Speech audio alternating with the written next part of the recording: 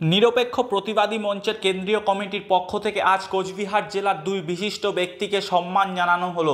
কোচবিহার ১ নং ব্লকের সুটকাবাড়ির বাসিন্দা বিশিষ্ট কবি জনাবুদ্দিন বেপারী এবং দিনহাটা বাসিন্দা প্রাক্তন স্বরাষ্ট্রমন্ত্রী ডক্টর ফজলে হককে বিশেষভাবে সম্মান জানানো হয়। এদিনের এই সম্মাননা প্রদান অনুষ্ঠানে উপস্থিত ছিলেন নিরপেক্ষ প্রতিবাদী মঞ্চের সভাপতি সাব্বির হোসেন, পরামর্শ পরিষদের সভাপতি কাউসার আলম বেপারী, সিদ্দিক হোসেন, শাহানুর হোসেন, সম্রাট হক, সুমন মিয়া সহ অন্যান্যরা।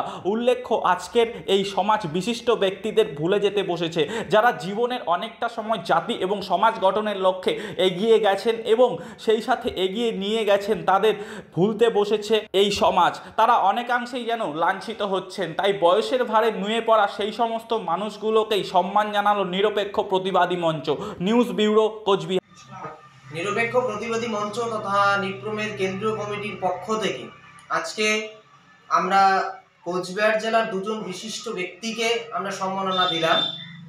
প্রথম দিলাম উত্তরবঙ্গের বিশিষ্ট কবি তথা কোচবিহার জেলার ১ নং ব্লকের বাসিন্দা কবি জনাবুদ্দিন বেপারী সাহেবকে। এর সাথে আমরা পশ্চিমবঙ্গ সরকারের প্রাক্তন স্বরাষ্ট্রমন্ত্রী ডক্টর ফজলে হককে আমরা সম্বর্ধনা দিলাম। আমাদের উদ্দেশ্য এটাই যে কোচবিহারের এই প্রতিভা সম্পন্ন মানুষগুলো যেন তারা তাদের শেষ বয়সে এসে যথেষ্ট সম্মানটুকু পায়। আমরা তার জন্যই নিপ্রমের পক্ষ থেকে আমাদের সামান্য প্রচেষ্টা করলাম এবং আমরা এও দৃষ্টি আকর্ষণ করছি যে কবি জনাবুদ্দিনের লেখাগুলো বই আকারে ছাপানো হোক এবং ডক্টর ফজলে হককে তার যথেষ্ট সম্মান দেওয়া হোক এবং আরও যারা আমাদের মধ্যে প্রবীণ ব্যক্তিত্বরা আছে তাদেরকেও সম্মান জানানোর জন্য আমরা আহ্বান করছি।